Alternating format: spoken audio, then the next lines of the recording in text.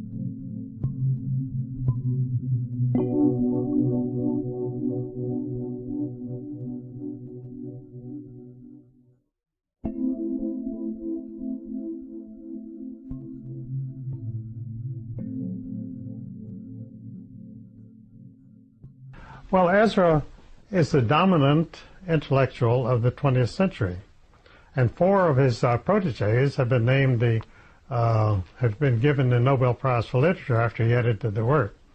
And the first one is T.S. Eliot. He first edited his poem *The Wasteland* in 1920 in Paris, and that became the most famous poem of the 20th century. It's not mentioned very much today, but in the 30s and 40s, every college student could recite *The Wasteland*. And that's how young men would pick up girls, is by talking about the wasteland. They'd get interested and go to a bar and have sex. So it was very useful. And after *The Wasteland*, he became Ernest Hemingway's mentor, and he edited Ernest Hemingway, and he made Hemingway's prose very crisp. And Hemingway had been a hack newspaper writer for a firm called, it was a newspaper called the Moose Jaw Herald in Saskatchewan, Canada. That was his stellar background to become a writer.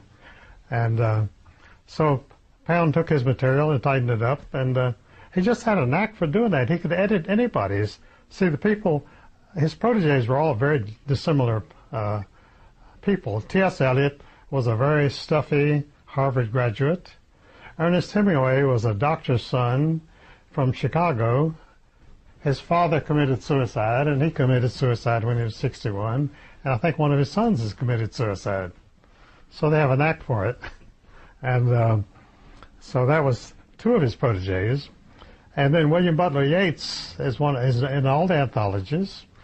When Pound met William Butler Yeats in London, he was a very, very famous poet at that time. But he was writing stuffy Victorian poetry. And so Ezra was horrified by that, and he got him totally out of that and into more modern poetry. And so he became much more famous, and he got the Nobel Prize for that. And then his fourth protege was James Joyce, who wrote Ulysses, one of the most famous books of the 20th century.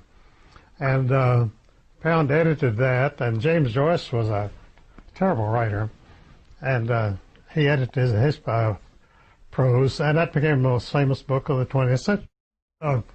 It was Ulysses was the Bible of the 1930s. Everybody talked about it. And so there was 4 Nobel Prizes for literature from one writer. It's the only time in history that a writer has ever had one protege get the Nobel Prize for literature. And by coincidence, I'm his last living protege. They're all dead, long gone except me. And so I'm patiently waiting my turn. And Ezra Pound himself was never named for the Nobel Prize, although 4 of his pupils were, simply because he never cultivated the establishment. He never, well, in the 1930s and 1940s, you really had to be a very active, outspoken pro-communist to get anywhere. So, of course, he was totally ignored by everybody, except the public. The public liked his work. And his novels were all bestsellers. They made a movie of For Whom the Bell Tolls. That's the most famous book, but he actually wrote some others that were quite good.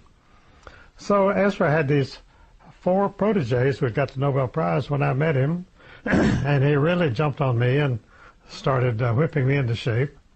And he assigned me to go to the Library of Congress and see what I could find out about the Federal Reserve System.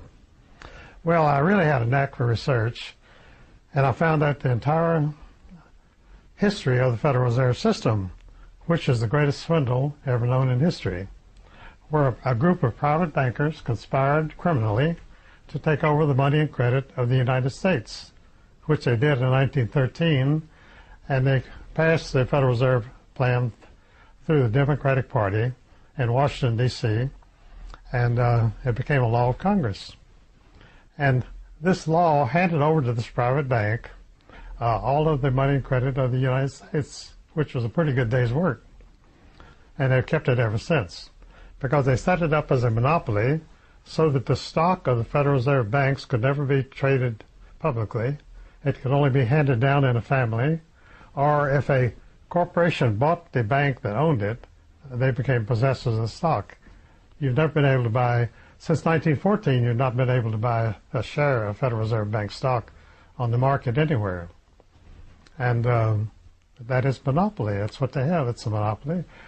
You see, they're totally insulated against anyone buying control of the Federal Reserve System. And John D. Rockefeller was one of the biggest holders, and he had his stock placed under the Rockefeller Foundation, so it can never be bought or sold. So it's secure forever. And the other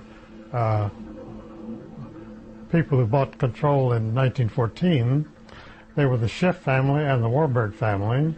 And of course, they still have their own family fortunes, and they have a controlling interest in Federal Reserve Bank stock in various Federal Reserve banks. It's not all in one Federal Reserve Bank. It's in a number of Federal Reserve banks.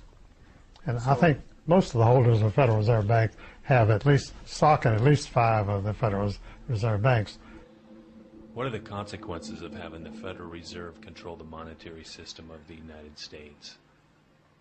Well, the consequences are very important, and they're never discussed by any economist in the United States. The Federal Reserve Bank is a central bank. And a central bank, this is not taught in any economics class in the United States or in the world. A central bank is a bank of issue, which has the right to print all the money it wants. That's what a bank of issue means. You can print all the money you want. There's no control over it whatsoever. And right now, the Federal Reserve Bank is printing trillions of dollars, which are almost worthless, and they're looking for hyperinflation, actually, because it'll be a repeat of 1924 in Germany. But I think they've taken some precautions. It probably won't happen, because they've been through all that. They know exactly what will happen.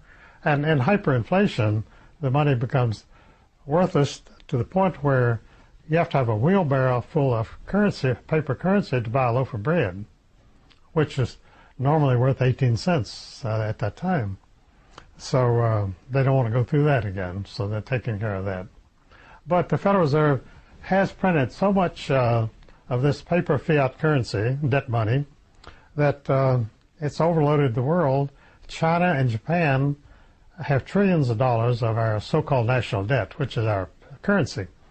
And, of course, they know that when it goes, it goes. When a currency becomes worthless, nothing's more worthless than a currency that becomes worthless. So they're staving off the inevitable by hedging and doing what they can. But once you buy this debt, this paper dollar currency, you're stuck with it unless you can find another sucker to take it off your hands. And there's nobody right now who wants any part of it. So China and Japan are stuck with it. And they bought this currency to maintain trade with the United States. That's all it was for. So in effect, we're financing our trade with China, trade with Japan by our Federal Reserve currency, which is new to federal. It's not federal any more than the Federal Express Company is a federal company. And it has no reserves because it doesn't need any reserves because it prints its own currency. If you could print your own money, what do you need of reserves? You just go and warm up the printing press and turn out another $10 billion. So, and finally, it's not a system. It's called the Federal Reserve System. It's not federal. It has no reserves. And it's not a system, but I'm the only person in the world who's ever defined it in my works as a criminal syndicate. And that's what it is. It's a criminal syndicate, just like the mafia, which is one of its subsidiaries, and the CIA and all of the criminal syndicates work out of the Federal Reserve System. Because that's what a Federal Reserve System is. A central bank is a group of bankers which have total control of a nation's economy. And they print their own money, print as much as they want to, and it eventually becomes worthless and through speculation. See, a central bank is set up for speculation. The Federal Reserve System was set up solely for speculation, and its author, Paul Warburg, who was a partner of Kuhn Loeb Company in New York, which, by the way, financed the Communist Revolution, financed the Hitler Revolution, and financed the Japanese entry into World War II. So I defined in my work that a central bank's principal role is for war finance, because war finance is the most profitable enterprise you can get into. And so if you're a banker, you're looking for the best investment you can make, which is a war. For instance, the Iraq War. Now, when they set up the Iraq War, Halliburton and Company, which is the oil production company, or an oil equipment company, actually, but it finances the big oil explorations. And they found out that, oil companies found out that a war is the most profitable investment you can have. During World War I, Rockefeller, out of his patriotic goodwill, upped the price of oil 5 times to the U.S. government. That's how we won the war. And that's how he was already the richest man in the world. And the richest man in the world wants to become the richest man in the universe, which is your next step, and apparently he made that.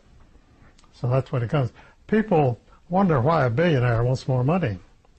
Now, H.L. Hunt's sons, 4 sons, each one of them started off life at 21 with $1 billion at that time. And as you can imagine, they haven't thrown it away. So they were, on paper, they're worth about $2 billion apiece at the present time. But who knows what their holdings are. How was the Federal Reserve set up? Well, it was set up as 12 districts. See, we had 48 states in the United States at that time. So you would think that the logical way would be to set up a Federal Reserve Bank in each state and have the 48 Federal Reserve banks.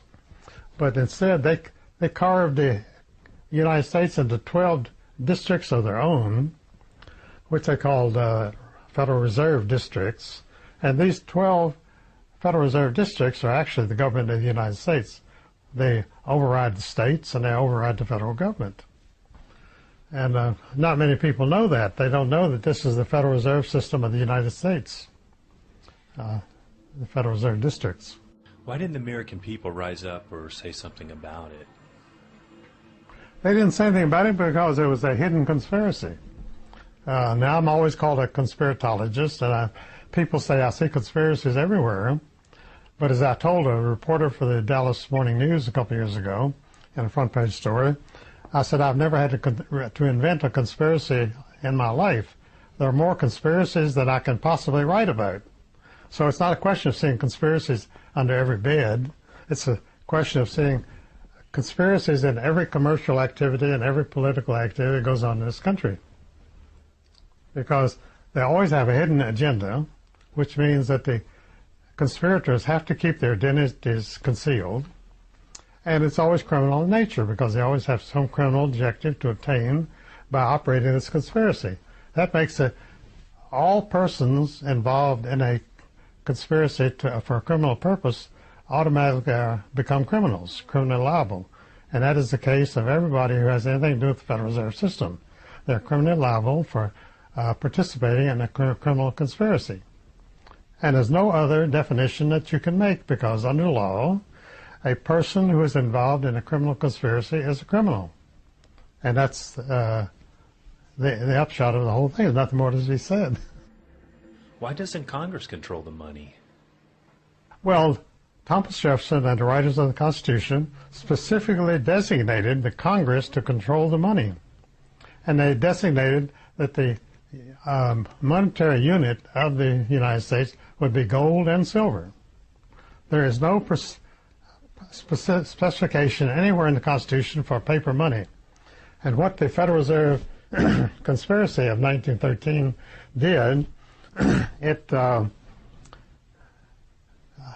made lawful a paper currency which the Constitution did not authorize.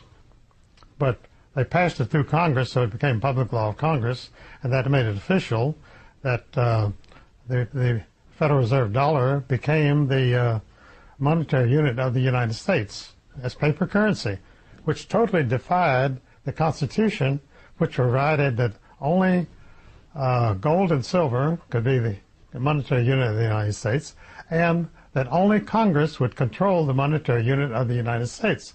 So it was doubly unconstitutional at its outset. It's become more unconstitutional every day since.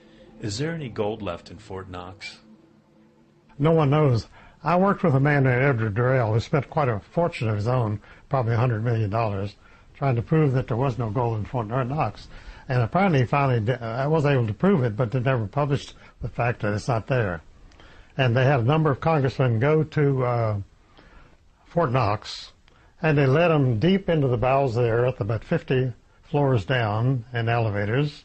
And there they were shown, through iron cages, they were shown some stacks of what were supposed to be gold bars. And they said, that's the gold stock of the United States. But the congressmen were not allowed to go into past the gold bars, the bars of the gold bars, and they were not allowed to, I think they finally extricated one gold bar and handed it to them, and they more or less could see there was gold, which you cannot determine except by a chemical assay. And so a congressman was handed a gold bar, and he agreed this is the entire gold stock of the United States. And that is the only acknowledgement that we have gold in Fort Knox. What is the difference between a gold or silver-backed currency as opposed to a fiat currency? Well, fiat currency is paper currency, which is backed by paper money, which is what the Federal Reserve dollar is. And I say in my book that Congress in 1944, during World War II, when the American people were occupied with the war and so forth, Congress in 1944 hurriedly passed a law removing the last gold and silver from the backing of the U.S. dollar. So since 1944, the U.S. dollar has been a paper-backed money issued against paper bonds. It's paper on paper. So that's the status today. The United States dollar is more or less the trading currency of the entire world, and it's totally worthless. Has no backing of any kind. What's wrong with paper or money? Well, You can take a Federal Reserve dollar bill and go to any store in the United States and buy $1's worth of goods. And so it's worth $1. It's accepted as $1. But it's accepted, credit means I believe. So that means that any merchant who accepts a Federal Reserve dollar says, I believe that this is a real dollar. So that's all there is to it. It's still a piece of green paper, which is worth what any green paper is. You can figure yourself. You can take a sheet of green paper and you can clip out 800 $100 bills. So monopoly money is Monopoly money. It's the same as the game Monopoly. What's wrong with central banks? You have to understand that all the settlers who came to America, including my ancestor William Mullins, were fleeing European oppression. And this oppression was primarily government officials working for private banks who were oppressing the people, charging them too much interest or usury, and taking their homes and property because they didn't have enough cash to pay off the debt. And so people finally fed up and set sail for the United States to get away from this. So, of course, every settler who came to the United States was totally against banks because they were running away from banks. That's why they came here. So obviously they did not welcome the idea of setting up banks on U.S. soil. They were firmly opposed to it. And Charles Lindbergh capitalized on that sentiment of the American people when he led the fight in Congress against the Federal Reserve System in 1913. And his son, Charles Lindbergh Jr., became a very famous aviator and a world figure. And his entire public career, he never mentioned the Federal Reserve, which his father gave up his political career for. So he was run out of Congress because he voted against the Federal Reserve System. Every congressman who voted against the Federal Reserve System in 1913 was run out of Congress the following year. New York banks sent in somebody to run against him, and they were lavishly financed with printing press money, and they put him right out of office. And there's never been, since 1914, anyone in Congress, except one or two isolated instances, we've never had anyone in Washington who would criticize the Federal Reserve System. Just as on television, you never have a radio program which will criticize the Federal Reserve System. Of course, you have three competing networks there who are ostensibly economic rivals and very dedicated rivals, and yet they totally agree on everything like the Federal Reserve System and foreign policy and so forth. We've got to defeat Hitler, and we've got to defeat communism. We've got to defeat Nazism. Well, if you ask the average man in the street in the 1940s if he wants to defeat communism, he says yes, because his newspapers and his politicians tell him we've got to defeat communism. At the very time of the Cold War with communism, the United States taxpayer was totally financing the Soviet Union, which had been insolvent since 1917 and which had been maintained by the United States taxpayer ever since. And Woodrow Wilson, who was born about 3 blocks from where we're sitting, initiated this system of financing the Soviet Union in 1917. When he voted, Congress voted him a special emergency war fund of $100 million, which at that time was the same as about $1 trillion at that time, to prosecute the war against Germany. And he took $10 million of that, 1/10 of it, and sent it to Russia to help the Bolsheviks in Russia. And there were no Bolsheviks in the United States Congress. So why did the U.S. Congress authorize him to send them $10 million? Well, they've been doing it ever since. It's only been... What is that reason? Because bankers consider communism and dictatorship as a good investment. A banker considers a dictatorship as a perfect government because everybody is totally controlled, and if anybody objects to paying high taxes or to paying debts, you can put them in a concentration camp or execute them which Stalin did in Russia, and which is the perfect system. No banker will ever tell you this. Well, David Rockefeller did during the 1940s. He said the reason he was so pro-communist at that time was because the communists collected their debts at the point of a gun, which he didn't say, but that's why they do it. And that is why dictatorship remains the ideal of all bankers. What is the main mission of the Federal Reserve System today? Well, my book, The World Order, goes into that quite extensively, which unfortunately is out of print. But I found out when I wrote that book that the main mission of the banks was to start wars. And I found out also that it's very difficult to start a war. If you want to start a war with Iraq, go out and try to do it. It's very tough. And it takes years of hard work. So Bush had a great advantage because his father was head of the Central Intelligence Agency and a worldwide drug distribution operation. So he had plenty of money and plenty of political influence. He had no problem at all to walk into Iraq, although Iraq had never fired a shot at the United States. You see, you declare war on another country when they invade your country and try to take your territory, or there has to be some very good reason to have a war, because you can understand that it's very difficult to get millions of people to run out and kill each other when they have absolutely no bone of contention whatsoever. In fact, all the wars have had... See, Ezra, that's why Ezra got into this entire thing, and that's how he got me into it. He was living in Paris during World War I, and he had many young writers and artist friends who were drafted into the armies, and some were for Germany and some were for France, and they were killed. And he couldn't understand how these great talents, very brilliant young men, died for nothing. And when he spent years of studying the situation in 8 languages all over Europe, he found out that bankers make wars to create debt. And that's the only reason. And that's the only reason.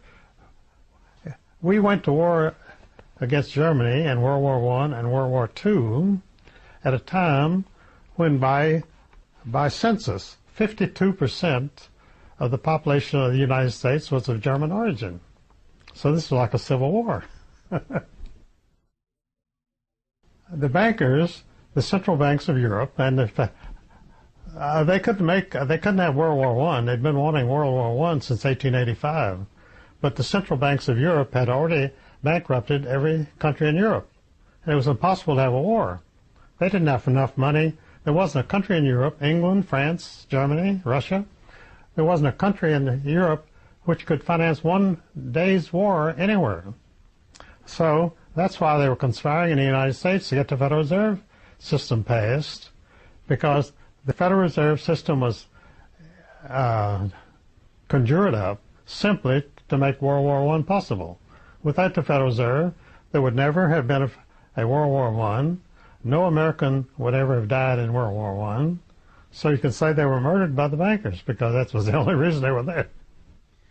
So you say that they don't start the war, but they conspire to make it happen? I mean, they make it happen, yes. How do they do that? I mean, well, they do that through worldwide conspiracies, through Masonic and other secret brotherhoods all over the world, which operate as criminal conspiracies. The Mafia, the Masons, and the Jesuits, and so forth. There are always these underground groups which are very profitable. When you get into one of those things, you get into very profitable situations. And when you're in one of these organizations, you become very wealthy yourself. Al Capone became one of the richest people in the United States. And he complained to the newspaper men. He said, "I'm just like any other businessman." And he was. All businessmen were like him, but they wouldn't admit it. Is the United States government a corporate, banking, criminal enterprise? Well, it's a conglomerate of various criminal enterprises. There are many criminal enterprises in the United States. Some are quite large and some are quite small. is the government a criminal enterprise? Always a criminal enterprise. Because the elections are completely staged and manipulated from the beginning to the end. The candidates are chosen through a very careful process of someone who will thoroughly agree with anything they want to do, foreign policy and economic policy. There are two ways you govern a country, and that's through economic policy and foreign policy. Because as far as a country itself, it's a limited operation. The United States is limited to the borders of this country. Is the U.S. monetary system controlled by the Bank of England? Oh, yes, it is. I say that in my book. The subtitle of my book, Secrets of the Federal Reserve, is The London Connection, in which I prove conclusively that London still runs the United States. See, London is still the world market of the world bankers. Not Washington, not New York, and not Tokyo, and not Berlin, but it's London.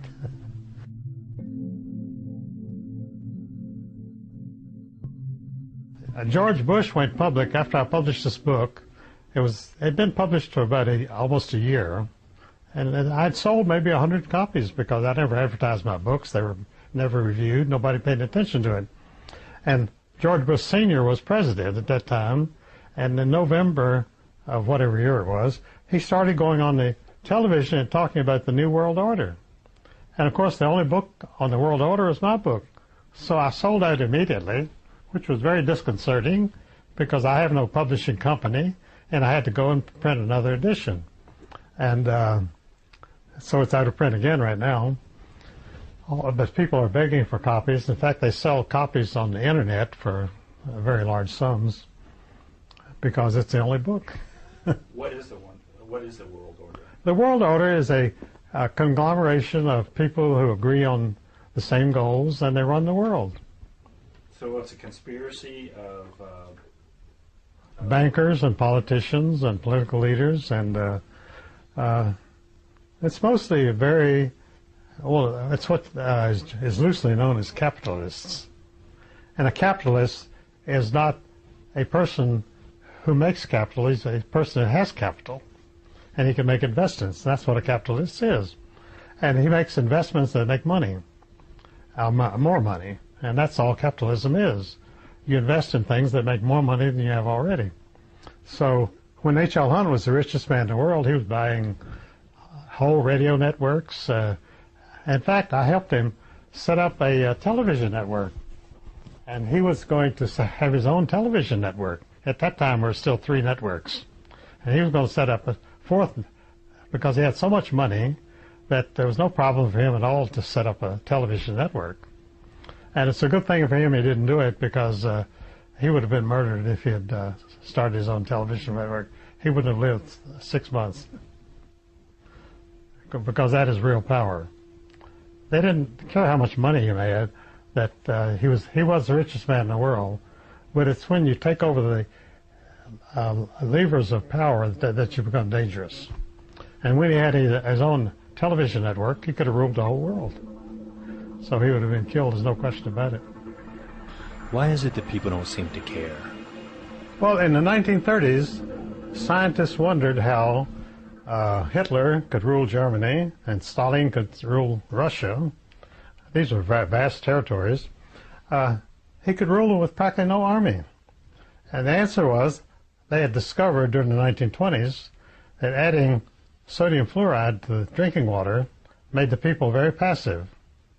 Stalin found out that in his concentration camps, where you have to have guards, I mean nobody's there because they want to be, that by adding sodium fluoride to the drinking water to camps, or the gulags, he could reduce his guards by an average of 4. You only need 1 in 4, 25% instead of 100%, which comes to quite a bit of money.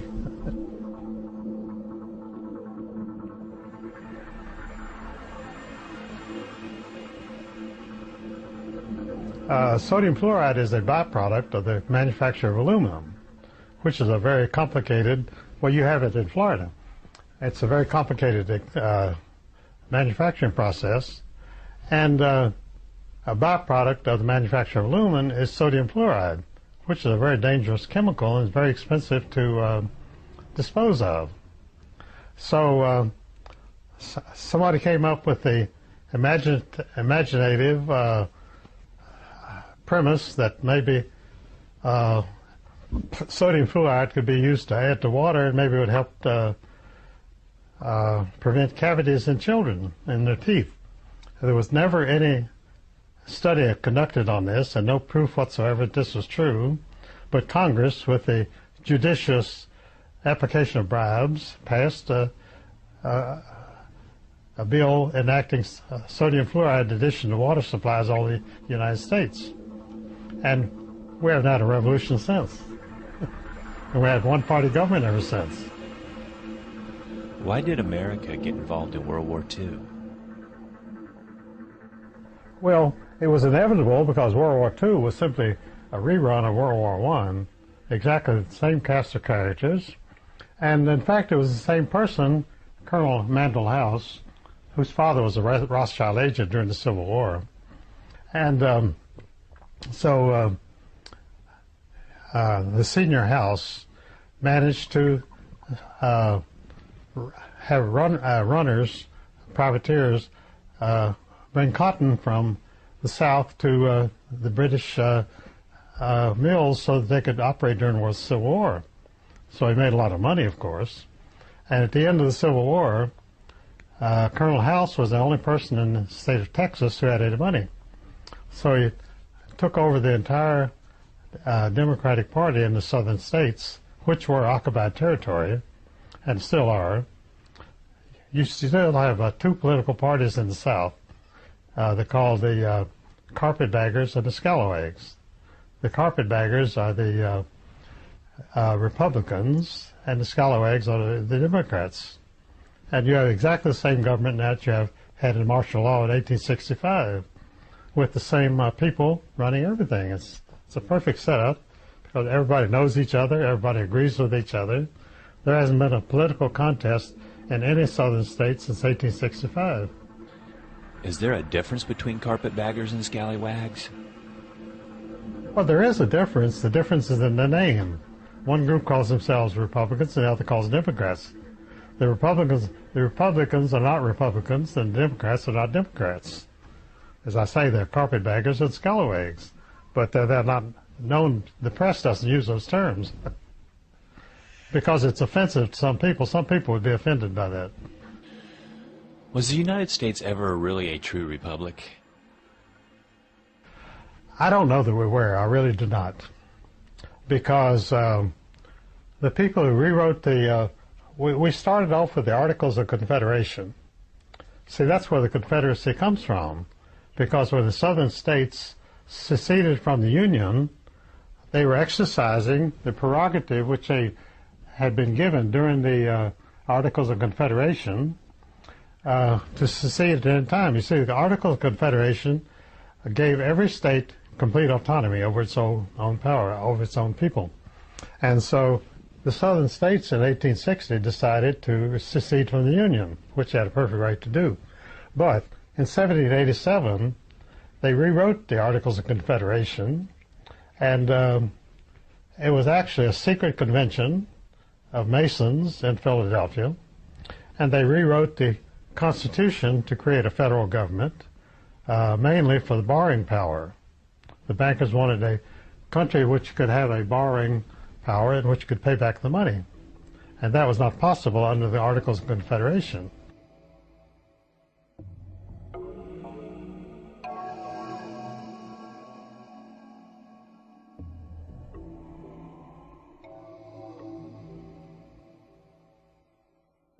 The United States colonies, when they won the American Revolution, they set up a governing document called the Articles of Confederation of the United States of America. And that was our sole constitution. But then these Masons got together in 1787 and said, we need a instrument of federal power, and we need an instrument able to borrow money and repay it. And that's why they rewrote the Articles of Confederation, and that's why they did it in secret, because they didn't dare tell anybody that that's what they wanted to do, to set up a dictatorial federal power, which the Supreme Court was invented to maintain federal power. The Supreme Court always says that the rule of law is the United States. Well, the rule of law is simply the rule of bandits who will control the United States. That is the rule of law. And if you violate that law, you'll be killed. Where are the Articles of Confederation located? No, the Articles of Confederation, I have never seen a copy of it. It's hidden somewhere if any copies exist. Who wrote the federal government has no power over any citizen of the United States? That's for me. I'm the only one who said that. What is that? Where did that come from? Well, that's the Betrayal of the Constitution. That's my latest book, the last book I wrote. And I simply said in there that the general welfare of the United States, the Supreme Court passed his Social Security bill and all of his other bills under a false premise that the general welfare of the United States provides for this. Well, what it actually says is that the government shall provide for the general welfare of the United States, which upheld the original Articles of Confederation, which said that each state has complete autonomy.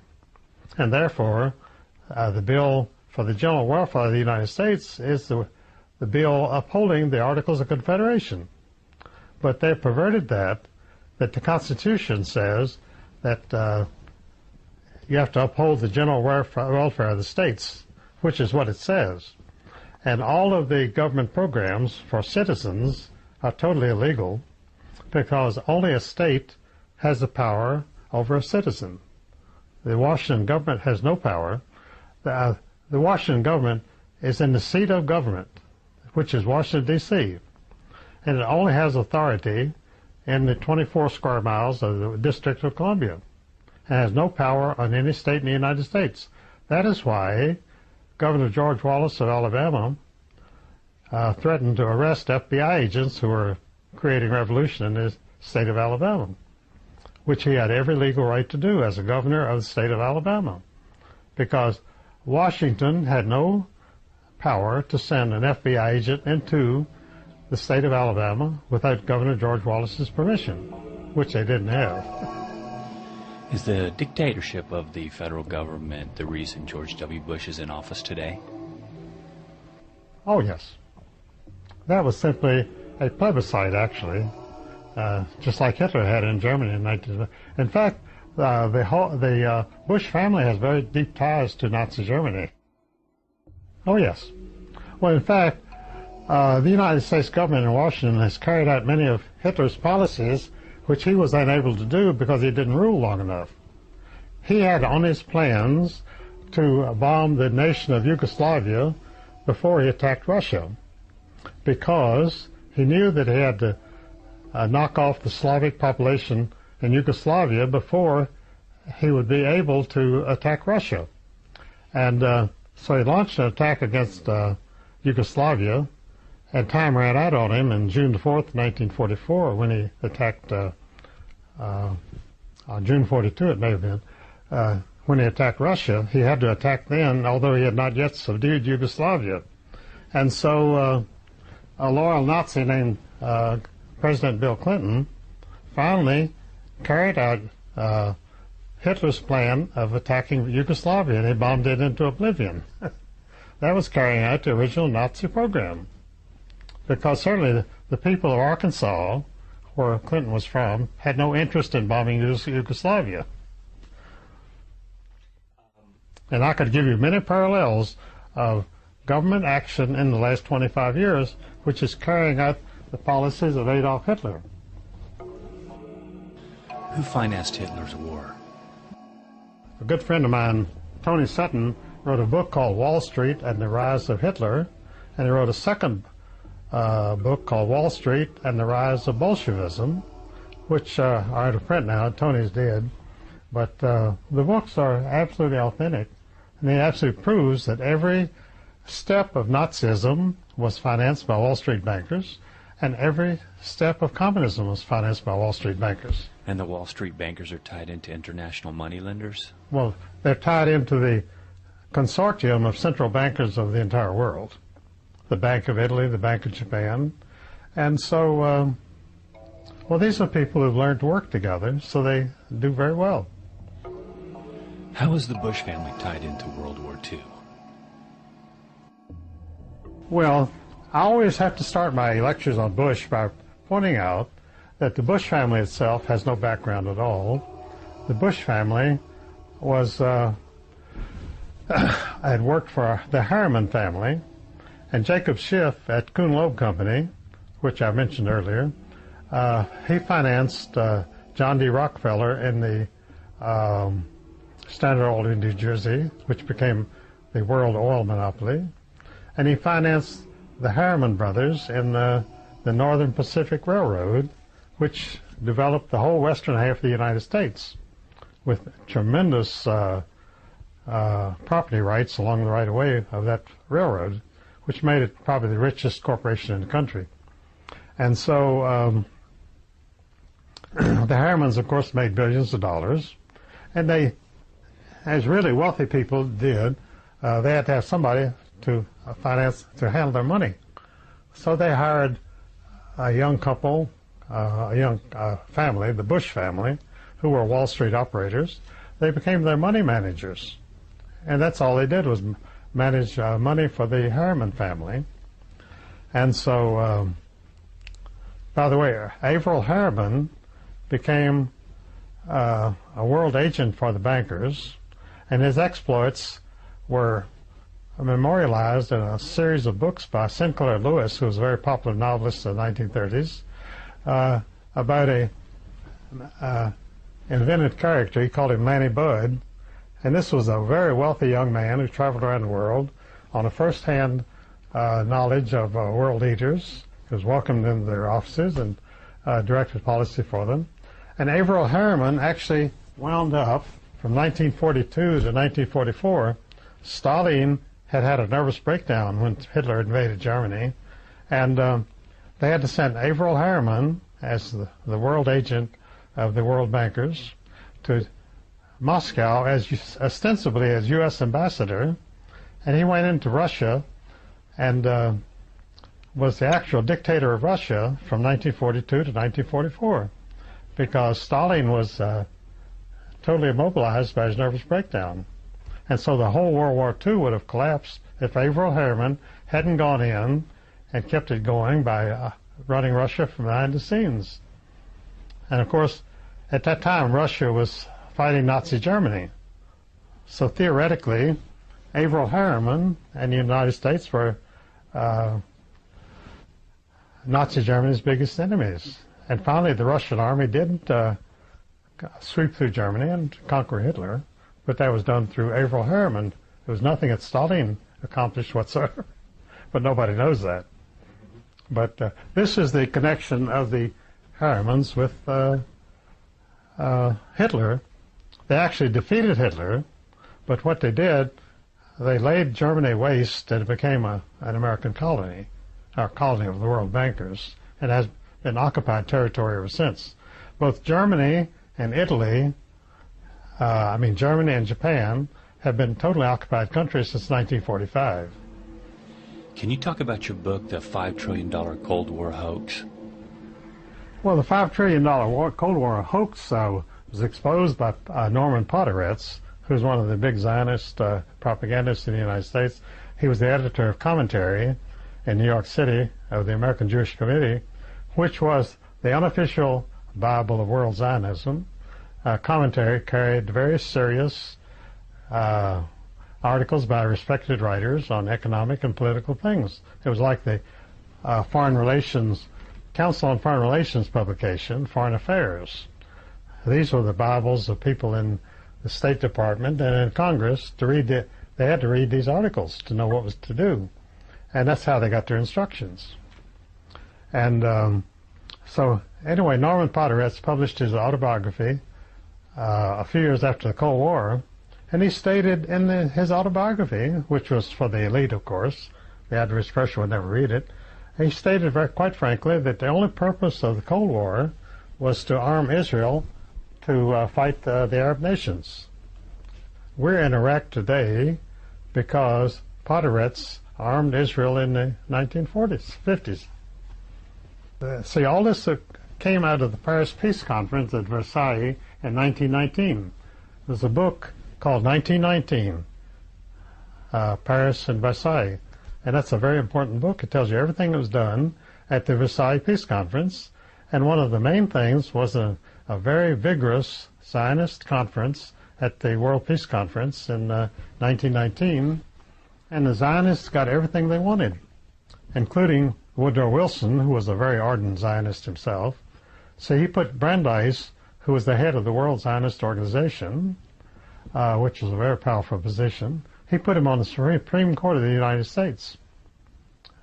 And that's when Wilson put Brandeis on the Supreme Court, that is when the Supreme Court became the operating instrument of the world conspiracy right there. And it's been that ever since. And that's why they voted to put George Bush in the presidency, because they'll do anything that they're told to do. Could George Bush be indicted for war crimes? It's more or less disinformation. There is no indictment. There is no indictment going to be handed down. And all of these things are simply making George Bush more secure in office. He's almost ready to become president for life because there's no opposition whatsoever. The Democrats have been totally shattered. They have not a single candidate, and I don't know what they're going to do. And the Republicans don't even have a candidate. They're talking about McCain, who's the biggest phony in the United States. He's married to a mafia princess in Arizona, and he's rolling in money, and he has all the prestige in the world, and he has 100% media cooperation. You would think he's Frank Sinatra, because the media swoons every time McCain appears anywhere.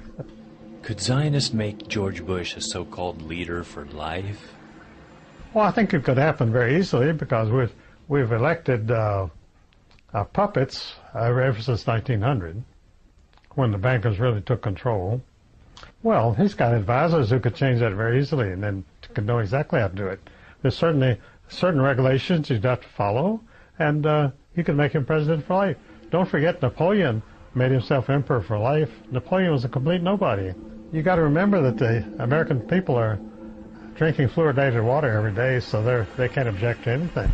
It's very easy to do, because 9/11 was a step in the right direction, and they can repeat 9/11 at any time, like the Murray Building bombing in Oklahoma City, and the Waco Holocaust of burning a church, an entire church congregation alive in their own church, which Hitler never did in his worst years, but we welcomed it in this country.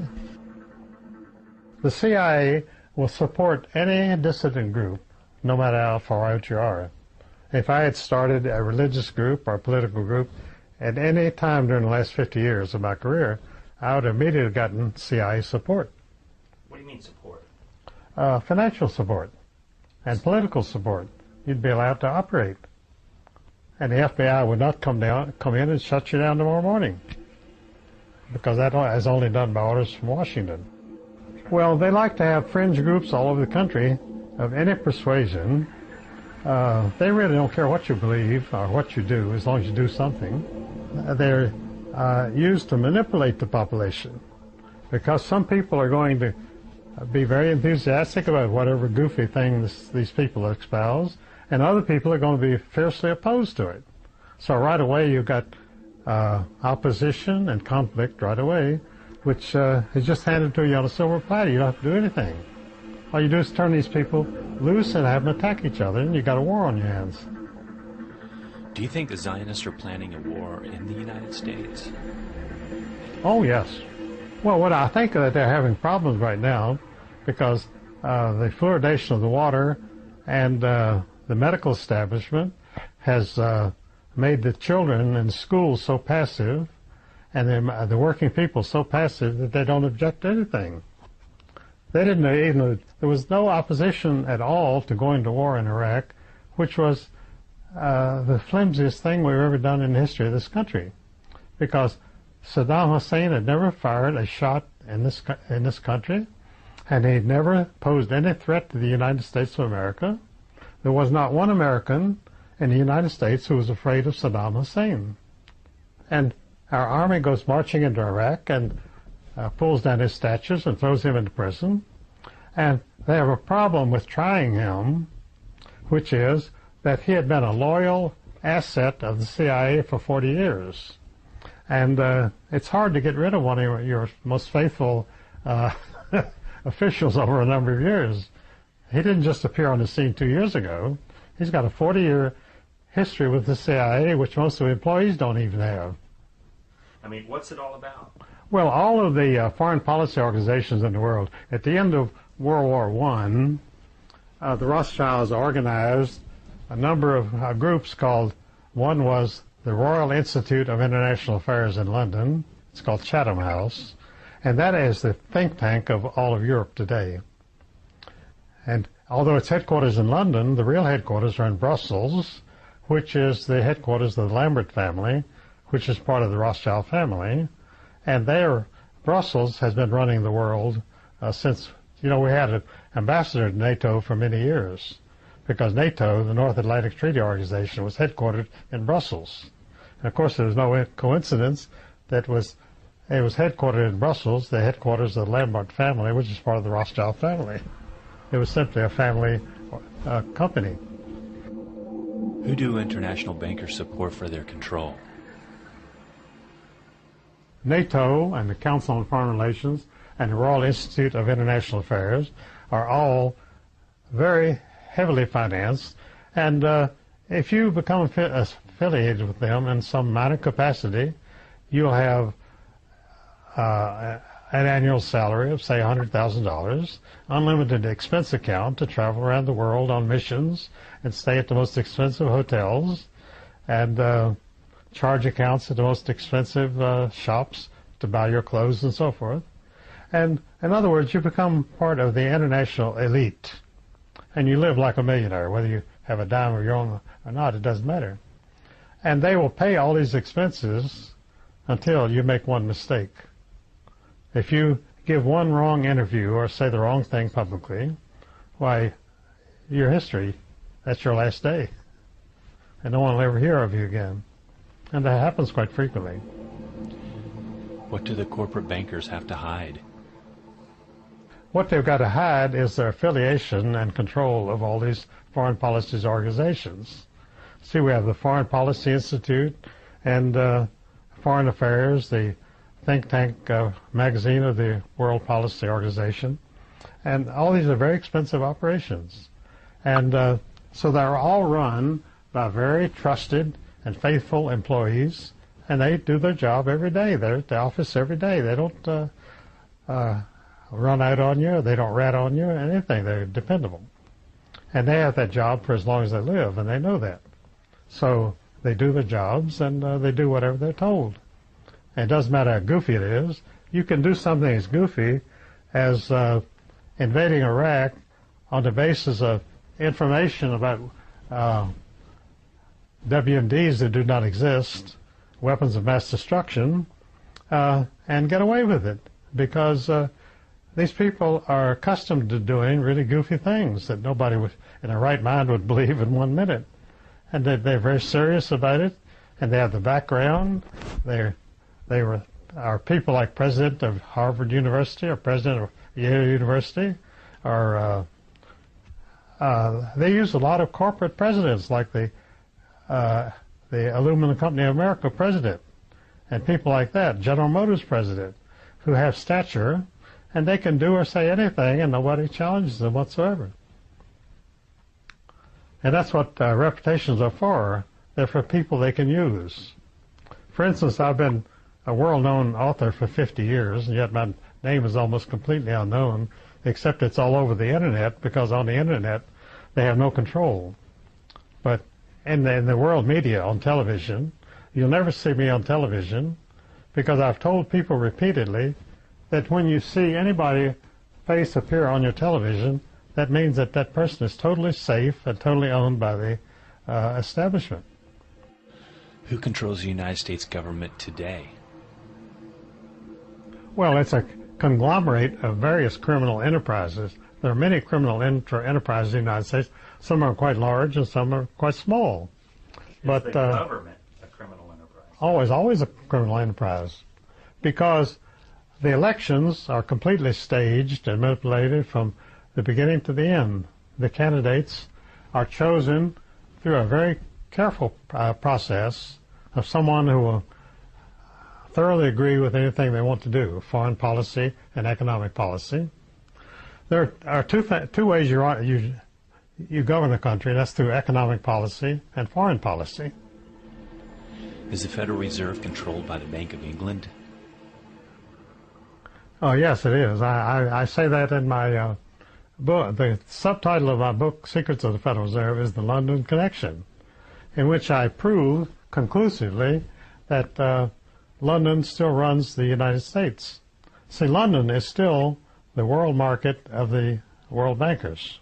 Not Washington, not New York, and not Tokyo, and not Berlin, but it's London. What's the main mission of the international moneylenders? Well, my book, The World Order, goes into that quite extensively, which unfortunately is out of print. But I found out when I wrote that book that the main mission of the banks was to start wars. And I found out also that it's very difficult to start a war. If you want to start a war with Iraq, go out and try to do it. It's very tough. And it takes years of hard work. So Bush had a great advantage because his father was head of the Central Intelligence Agency and a worldwide drug distribution operation.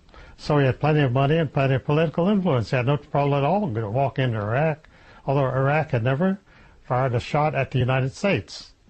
You see, you declare war on another country when they invade your country and try to take your territory, or there has to be some very good reason to have a war, because you can understand that it's very difficult to get millions of people to run out and kill each other when they have absolutely no bone of contention whatsoever.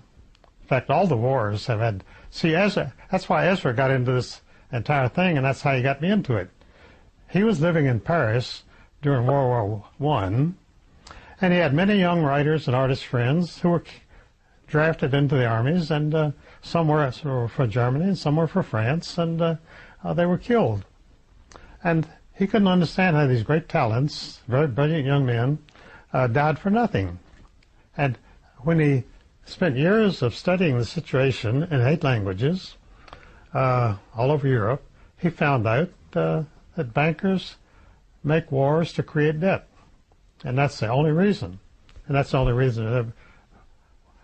We went to war against Germany in World War I and World War II at a time when by census, 52% of the population of the United States was of German origin. So this was like a civil war. Amazing. And in fact, the Constitutional Convention failed by 1 vote to make German the official language of the United States in 1780, because it missed by 1 vote, because the predominant population of the country was German. Although it was settled by the English and the French, the English and the French were both too aristocratic to go and live in the desert, a wild country like the United States. And so when Rothschild hired the Hessian troops to battle the American colonists, who were English colonists, and King George III realized that the American colonists would not fight against their British brothers, who were troops from George III from England. And so he had to go to Germany and hire the Hessian troops, who were mercenary troops. And the payment for that rent of these troops became Rothschild was the agent for that. That was his first start towards world power. He made so much money out of the Hessian troops. So there was another consequence. All of these German troops declined to return to Germany, because they had a whole continent here that they had to pick of. Why should they go back to Germany, where every inch of land was owned by somebody already, and you could only get it if you bought it, and it was very expensive. And they could stay in the United States and have 1,000 acres of very good land for nothing. So of course they all stayed. I mean, you can't beat a bargain like that anywhere. Does Israel control the foreign policy of the United States? Israel completely controls the United States. In fact, Ariel Sharon, the president of Israel, has said that repeatedly, publicly. It's very seldom picked up by the press. But he says the United States will do anything we tell them to. Not ask them to, but tell them to.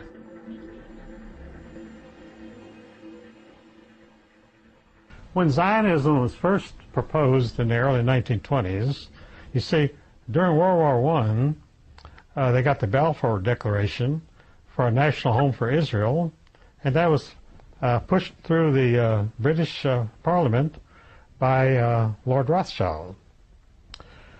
And because it was such a raw deal, because nobody in the world wanted a national home for the Jews, particularly the Jews, because they lived very well as a parasitic people all over the world, and they didn't particularly look forward to the idea of being confined to one country, which of course they never have done. And so most of your prominent Jews, including Jacob Schiff of Kuhn Loeb Company, who bankrolled the Bolshevik Revolution in Russia, Jacob Schiff from 1920 to 1926 was an outspoken anti-Zionist. He believed that it would be suicidal for the Jewish people to have a national home, which of course they would have to be loyal to, as opposed to the freedom that they enjoyed, which was to be a citizen of every nation in the world, which was ideal for what they wanted to do. Can Zionists destroy the world? The Zionists have brought the world to the brink of total destruction, economic and natural resources and everything else. You see the skyrocketing price of oil and the skyrocketing price of real estate in the United States. This is a activity which can't go on at this pace long in a few weeks more, and everything's going to totally collapse. So wiser heads, of which are very few, realize that you can't keep going like this. But the bankers and the people who are making the money wanted to keep going like this, because when you're making trillions of dollars, you don't want to quit. It's an addiction. And so they'll keep letting this go on a few more months and see what turns up. There is a revolution going on in the world today, which is actually the world turning.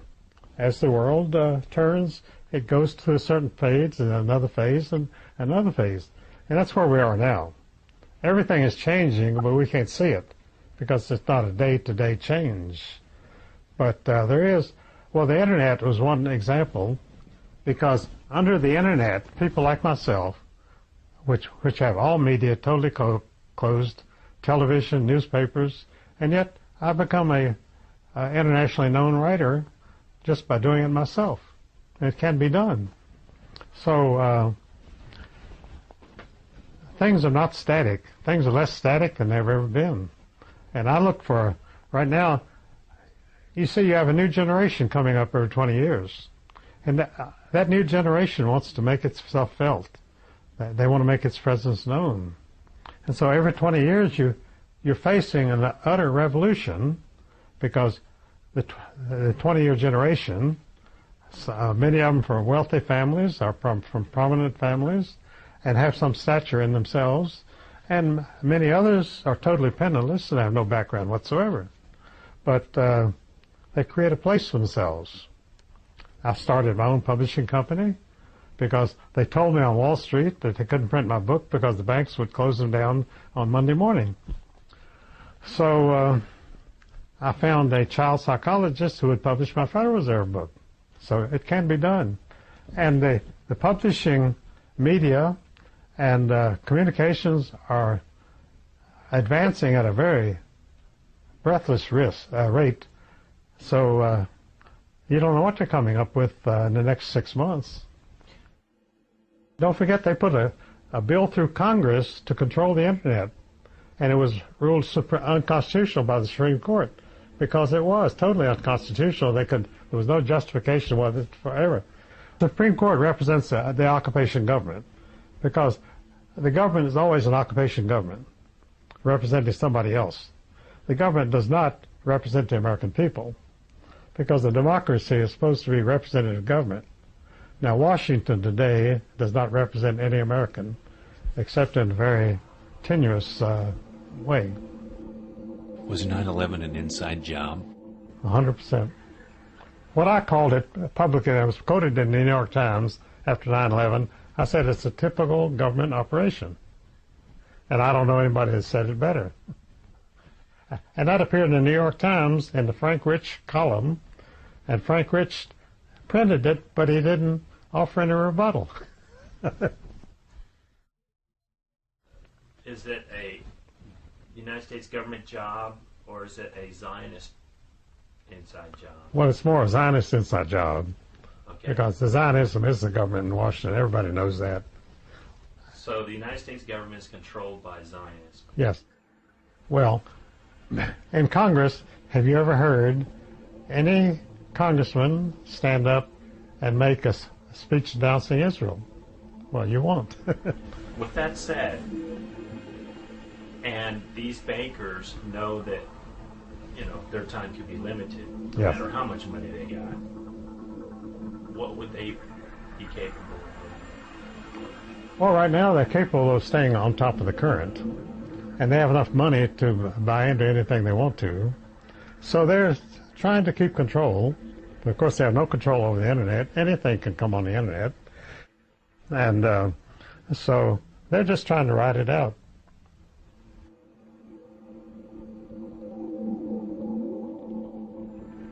The Protocols of the Elders of Zion are a very debated document which appeared in the 19th century, and supposedly it's a program by which the Zionists were going to take over the world.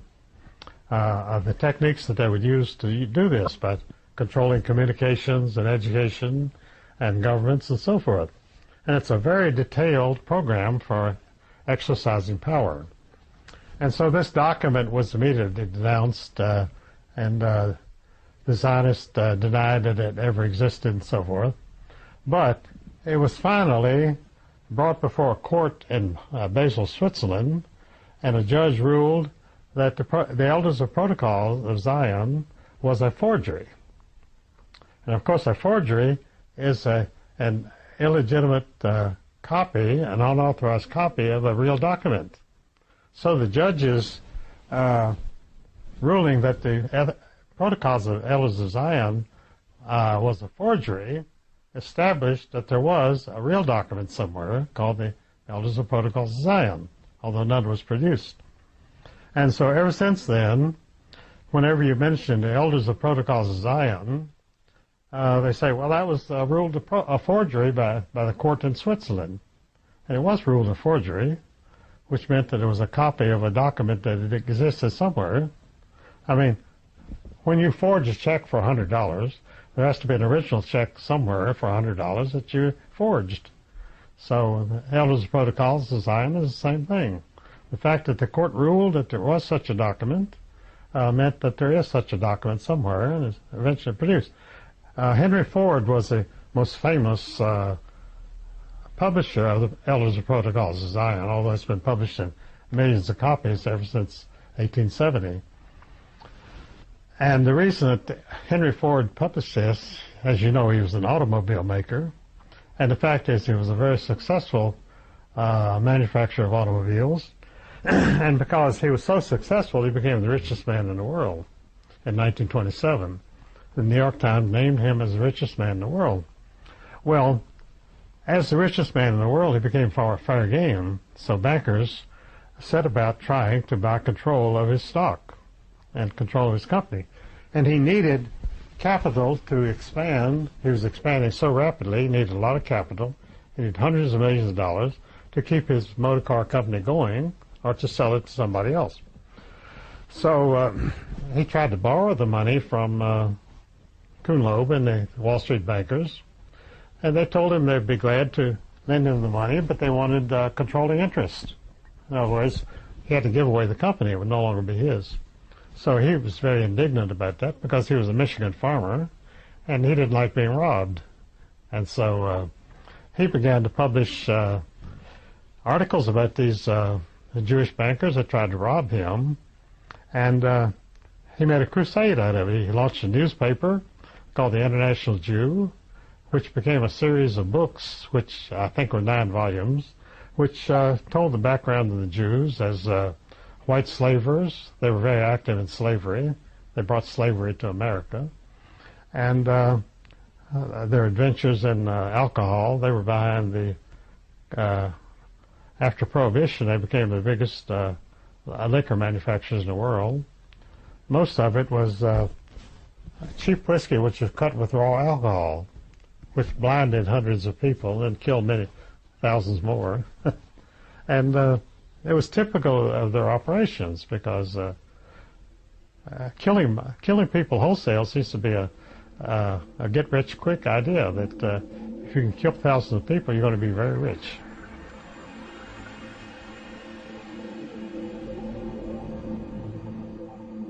My friend Ernst Zundel is in prison today in Germany.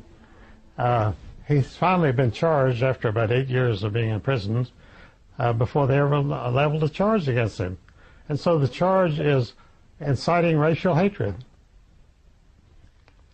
And Ernst Zundel has never been a member of any group which incites racial hatred. So he'll probably never be tried, because that's what happened to Ezra Pound. He was imprisoned in St. Elizabeth's under a capital charge of treason, punishable by the death penalty, but they never dared try him because when they called him in and said, Dr. Pound, because he was a doctor of letters from Hamilton College, how do you plan to defend yourselves on these charges? And Ezra said to them, I will stand behind everything that I've ever publicly uttered on politics. And they were devastated because he had too big a reputation, a worldwide reputation, to be tried when he would demolish every argument they came up with. So they got 3 government psychiatrists to testify that he was incompetent to participate in his own defense because he said he had stand by everything he had said. So these psychiatrists said he was incompetent to participate in his own defense, and they held him in prison for 13.5 years, and I was told on Capitol Hill that he would never be released in his lifetime. I was told that by General Lucius Clay and by Supreme Court Justice Tom Clark and 2 other leading officials in Washington, because I had personal connections with them, and I didn't talk to them myself, but George Simpson, the founder of National Press Club, said, well, I'll ask around about Ezra what his chances are. And he came back and reported to me that they all said he will never be released from St. Elizabeth's in his lifetime. And 8 years later, the government dropped all charges against him, and he walked out a free man. Why was Ernest Zundel deported? Well, he was a Holocaust denier. They've called me a Holocaust denier also, although I've never denied there was a Holocaust because I've never even admitted there was one. So, Do you think there was? well, there was no Holocaust. You see, Hitler, now I'm the only person that apparently knows this, and I speak about it very freely.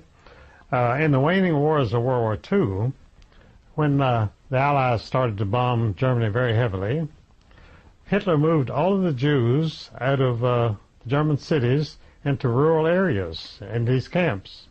And so no Jew died during the Allied bombing of Germany.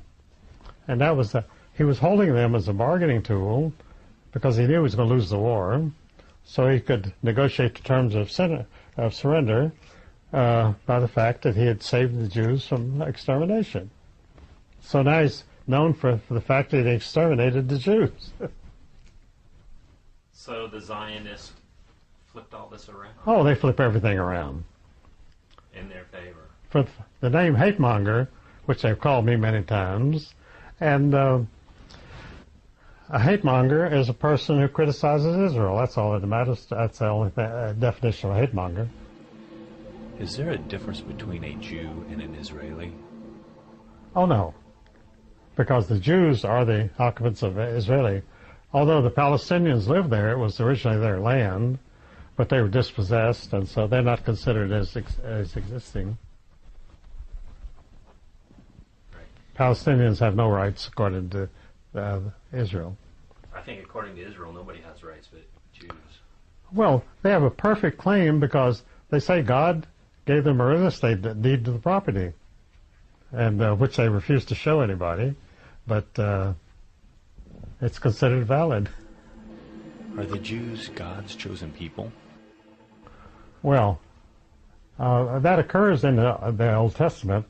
I don't know how often, but the Old Testament also contains many pages of denunciations of the Jews by the God and threats to punish them for their transgressions. It's about 50-50. There's more verbiage in the Old Testament of God denouncing the Jews and threatening the Jews than there is of calling them his chosen people. Well, what's the difference between a Christian and a Jew?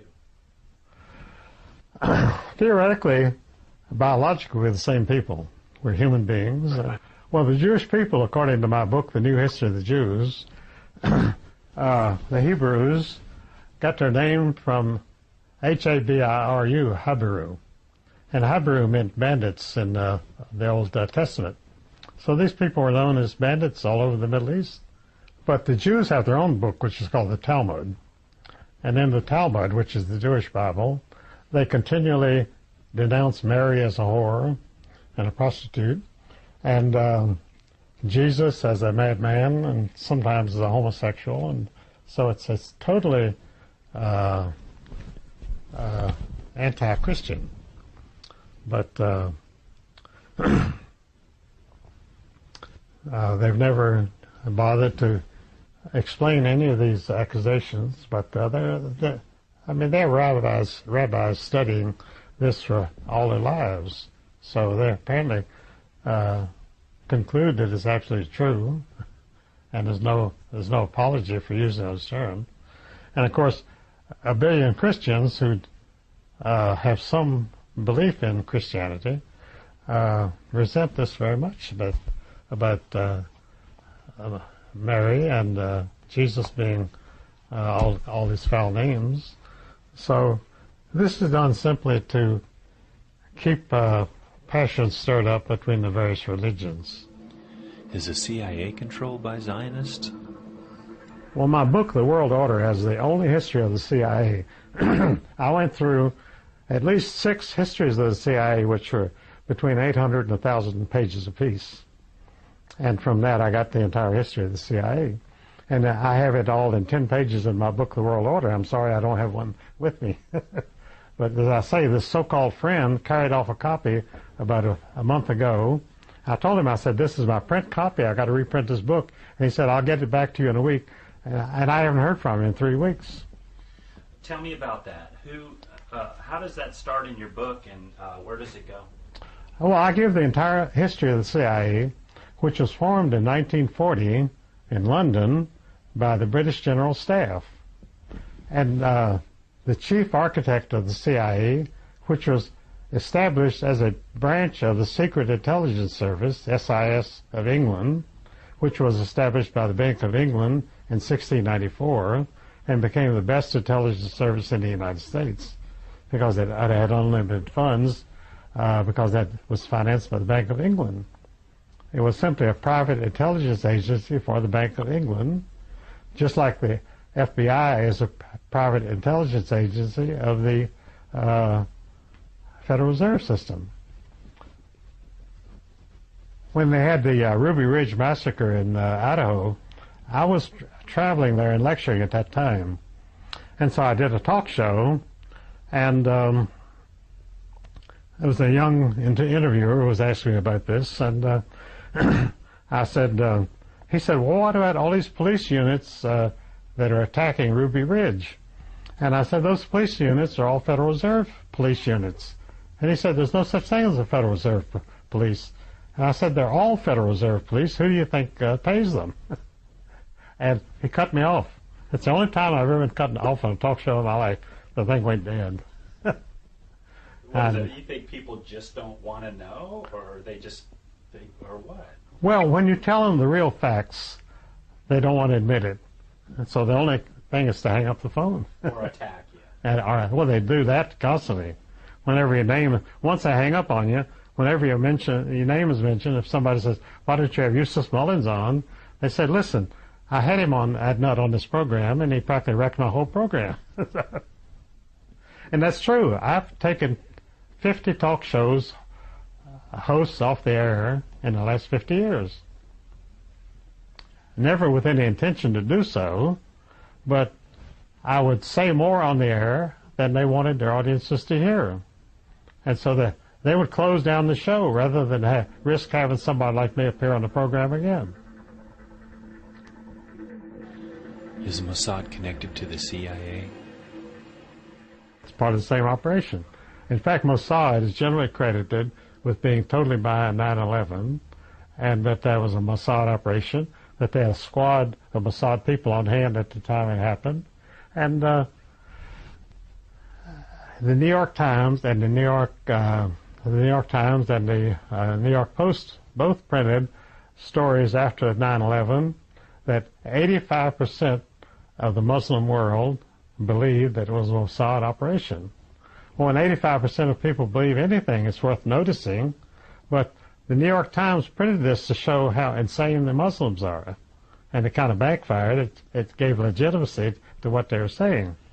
Well, if you said that 85% of the people in the United States believe something, then you would have to pay attention to that. And in fact, most all government programs of the last 50 years have been openly opposed by 85% to 89% of the American people.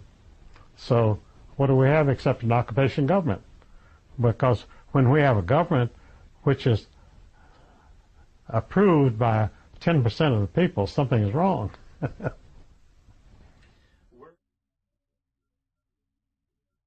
You said that Zionists were on hand during 9/11. Where were they? They were in the buildings around there. They were directing operations, and they were filming, and they were recording, because they wanted a record of this situation. And so there are many stories, pictures of the buildings being hit by these airplanes, which people have never seen those pictures because they're concealed. But they would tell you a lot more what actually happened if you were able to see those pictures. But why do you suppose that Israel wanted to take out the World Trade Centers? Well, Larry Silverstein bought the World Trade Center, biggest office buildings in the world. He bought it in July, a couple of months before this operation. And it was heavily insured. And, of course, when he just bought it, he just made a down payment. So he owed most of the money on it. So when the buildings were collapsed by demolition, which is the only way a building can come down like that, is controlled demolition. Because you can't knock down a 100-story building just by wishing it away. You have to it takes about 3 months to plan all the electronics and the demolition. And so this, at 9/11, the buildings sank gracefully, the way they do under any standard demolition operation that you've ever seen. What's the point? What was the point in them taking the building down? Well, it changed the world. That was the point. How so? Well, the papers said that our world has changed forever and never be the same, which is a very remarkable goal. Just by blowing up 2 office buildings, you change the world. What did they get out of it? Well, they got, first of all, national panic. Second, total government control. And the war on terror, which will go on forever, because we're going to be terrified forever. So there'll always be terror. Terror is the most wonderful thing. I wrote an article, which is on my website, called The Necessity for State Terrorism, in which I conducted an imaginary interview with Joseph Stalin, in which he explained why state terrorism was necessary. And the Bolsheviks, for 70 years, they killed an average of 1 million people a year, which is 70 million people. And that was done without a peep from anybody. Nobody has ever been charged with a single murder. You can kill 1 million people a year, and there's no blame attached to anybody. Look at this last attack in London. They put a little bomb and a little... Who did? Well, I don't know. Supposedly Muslims did.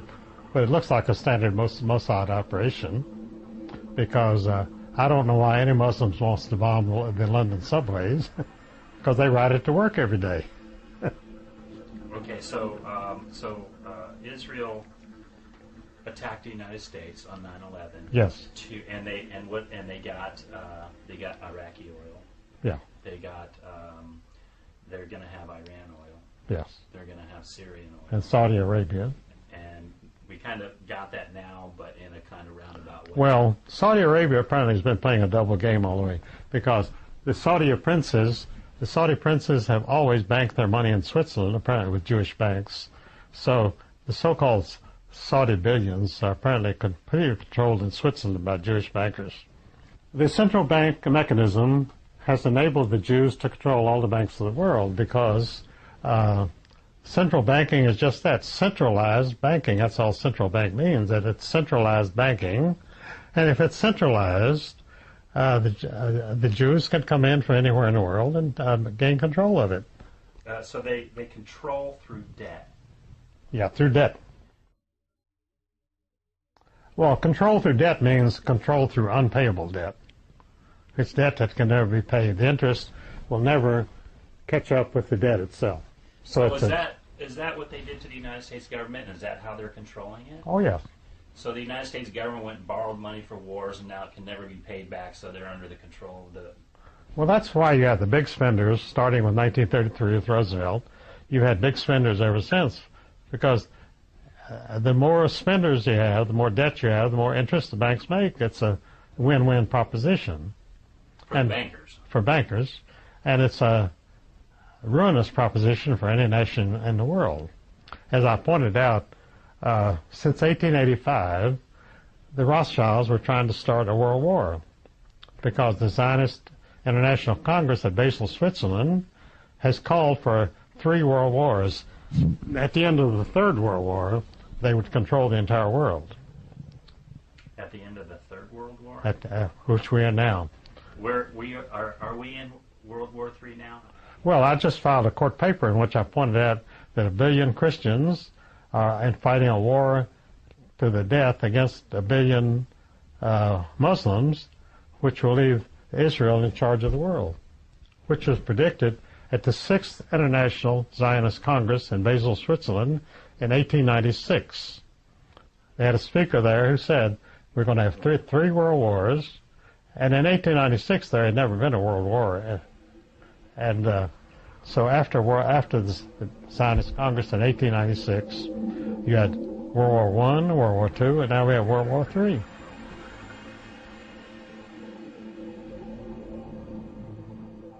Jewish people feel like they can be safe only if they control the world, because they have developed a mythology throughout the world that no matter where a Jew goes, he's going to be killed by somebody, and that everybody hates Jews and everybody wants to kill them. Well, you won't find that. In the United States, we have provided a haven for Jewish people from all over the world for 400 years. There's never been a pogrom, which is a Jewish name for attacks against Jews. There's never been a pogrom in the United States in 400 years, yet we have multi-million-dollar organizations like the Anti-Defamation League of B'nai B'rith, which claim that there's enormous activity, anti-Semitic, throughout the United States, and that Jews are in immediate peril of annihilation here. And this is pure mythology. There's no basis for it whatsoever. But on the basis of this mythology, they raised hundreds of millions of dollars of tax-exempt money in the United States, and the Internal Revenue Service and the Federal Bureau of Investigation both completely back this program of illegal money raising for a fake organization. And they all should be in prison for it. Well, why do you suppose that Jewish people are so paranoid? Well, because that's part of their religion. Because from the beginning, in the new history of the Jews, I point out that they have always believed in ritual human sacrifice, and this has caused objections everywhere they've lived. And it's their own practices which bring down retribution on them. It's not because anybody hates Jews. I don't think you hate Jews. I don't hate Jews at all. And I don't hate Jews because I have no reason to hate Jews. Why do they hate us? Well, because we're in the way Of what? of their world power. They want world power, and the only way they can the only way they can obtain world power is to get rid of us. So then we're talking a major war. Oh yes, eventually. The thing is that when you talk about a major war, you have to realize that most people don't care one way or the other about the Jews. So how could you have a major war about Jews? Well, the answer is they manipulate people, because we've had two world wars and we're at World War III at the present time. Well, how did these three world wars come about? By manipulation. We marched into the desert in Iraq, which was part of the old Ottoman Empire. There's no such thing as an Arab country, because they were Turkish provinces for many years. And so we were fighting in Iraq for a country that didn't exist before 1919, and that's becoming a major World War III between Muslims and Christians. Who are the terrorists? Anyone who opposes Israel is a terrorist. That's where the word originated. We never heard of terrorists 50 years ago. Who considers you to be an anti-Semite? The Jewish people consider Ezra Pound and myself as the real anti-Semites. They must be attacked and denounced every time the name is mentioned. When I published the Federal Reserve book in 1953, over 50 years ago, the book was immediately attacked publicly by the Anti-Defamation League of B'nai B'rith, the same people who got me discharged from the staff of the Library of Congress, the only person ever discharged from the staff of the Library of Congress for political reasons in its entire history, because usually people at the Library of Congress are not politically active, and I was not politically active.